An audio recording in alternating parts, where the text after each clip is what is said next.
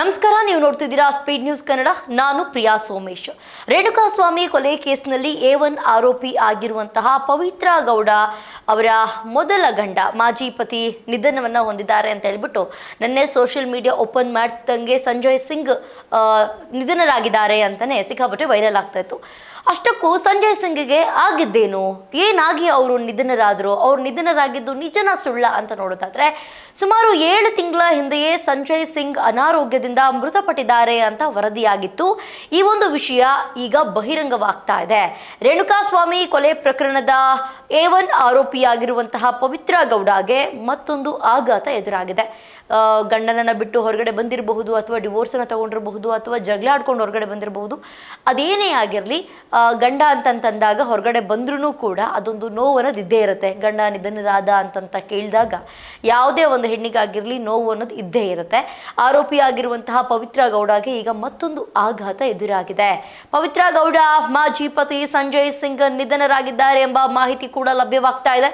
ಸುಮಾರು 7 ತಿಂಗಳ ಹಿಂದೆಯೇ, ಏನಿದು ಇವತ್ತಾಗಿದೆ ಅಥವಾ ನಿನ್ನೆ ಆಗಿದೆ ಅಲ್ಲ, ಬಟ್ ಅದ್ಯಾಕೆ ಆ ಟೈಮಲ್ಲಿ ಸ್ಪ್ರೆಡ್ ಆಗಲಿಲ್ಲ ಅಂತನ್ನೋದೇ ಯಾರಿಗೂ ಕೂಡ ಗೊತ್ತಾಗದಿಲ್ದಿರುವಂತಹ ವಿಚಾರ.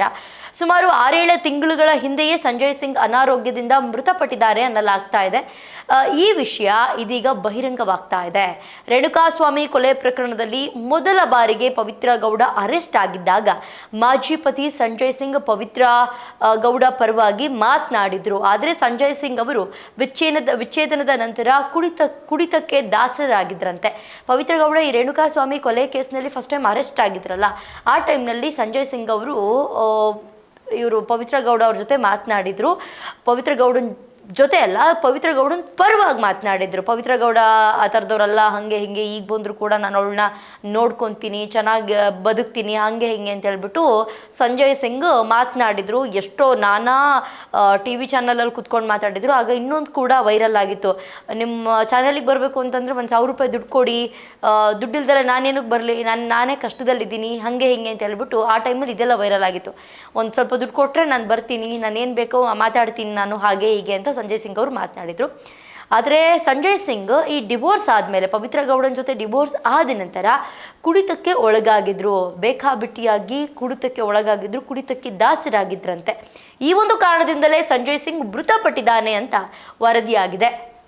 ಬೆಂಗಳೂರಿನಿಂದ ರಾಜಸ್ಥಾನಕ್ಕೆ ಶಿಫ್ಟ್ ಆಗಿದ್ದಂತಹ ಸಂಜಯ್ ಸಿಂಗ್ ತೀವ್ರ ಅನಾರೋಗ್ಯದಿಂದ ಬಳಲ್ತಾ ಇದ್ರಂತೆ. ದುರಾದೃಷ್ಟವಶಾತ್ ಚಿಕಿತ್ಸೆ ಫಲಕಾರಿಯಾಗದೆ ಸಾವನ್ನಪ್ಪಿದ್ದಾರೆ ಅಂತ ಒಂದಷ್ಟು ಕಡೆಗಳಲ್ಲಿ ವರದಿಯಾಗಿದೆ. ಸಂಜಯ್ ಸಿಂಗ್ ಮತ್ತು ಪವಿತ್ರ ಗೌಡ 2011ರಲ್ಲಿ ವಿವಾಹವಾಗಿದ್ರು.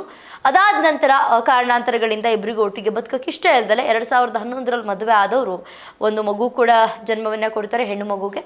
ಅದಾದ ನಂತರ ಇಬ್ಬರು ಕೂಡ ಬೇರೆ ಆಗಿದ್ದಾರೆ. ಪವಿತ್ರ ಗೌಡ ಹಾಗೆ ಸಂಜಯ್ ಇಬ್ಬರದು ಅದ್ರ ಜೊತೆಗೆ ಮಗು ಇರುವಂಥ ಫೋಟೋ ಕೂಡ ಆ ಟೈಮ್ನಲ್ಲಿ ಸಿಕ್ಕಾಪಟ್ಟೆ ವೈರಲ್ ಆಗಿತ್ತು. ಇದಿಷ್ಟು ವೈರಲ್ ಆಗಿದ್ದಕ್ಕೆ ಕಾರಣ ಸಂಜಯ್ ಅಥವಾ ಪವಿತ್ರ ಗೌಡ ಇದೆಲ್ಲ ವೈರಲ್ ಆಗಿದ್ದಕ್ಕೆ ಕಾರಣ ಪವಿತ್ರ ಗೌಡ ದರ್ಶನ್ ಅವ್ರ ಜೊತೆ ಒಂದಷ್ಟು ಫೋಟೋಗಳನ್ನ ಕೊಲಾಬ್ ಮಾಡಿಬಿಟ್ಟು ಇನ್ಸ್ಟಾಗ್ರಾಮ್ನಲ್ಲಿ ಪೋಸ್ಟ್ ಮಾಡಿದಾಗ, ಓಕೆ ಪವಿತ್ರ ಗೌಡಂಗೆ ಆಲ್ರೆಡಿ ಮದುವೆ ಆಗಿ ಮಗಳಿದ್ದಾಳೆ, ಡಿವೋರ್ಸ್ ಆಗಿದೆ, ಅವ್ರ ಗಂಡ ಬಂದು ಸಂಜಯ್ ಅಂತ, ಇಷ್ಟೆಲ್ಲ ವಿಚಾರಗಳು ಗೊತ್ತಾಗಿದ್ದು ಆಗಲೇ. ಅಲ್ಲಿವರೆಗೂ ಈ ಸಂಜಯ್ ಅಂತಂದ್ರೆ ಯಾರು, ಪವಿತ್ರ ಗೌಡ ಅಂತಂದ್ರೆ ಯಾರು, ಯಾವೊಬ್ಬ ಸಾಮಾನ್ಯ ಜನರಿಗೂ ಕೂಡ ಗೊತ್ತಿರಲಿಲ್ಲ. ಆದರೆ ಈಗ ಪವಿತ್ರ ಗೌಡ ಅಂತಂದಿದ ತಕ್ಷಣವೇ ಎಲ್ಲರಿಗೂ ನೆನಪಾಗೋದು ರೇಣುಕಾಸ್ವಾಮಿ ಕೊಲೆ ಕೇಸ್.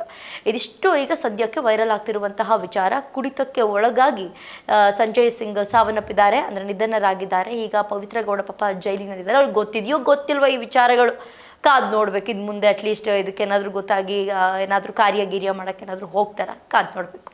ಇದಾಗಿತ್ತು ಇವತ್ತಿನ ವಿಶೇಷ. ನೋಡ್ತಾ ಇರಿ ಸ್ಪೀಡ್ ನ್ಯೂಸ್ ಕನ್ನಡ, ಸುದ್ದಿ ನಿಮ್ಮದು, ವೇಗ ನಮ್ಮದು.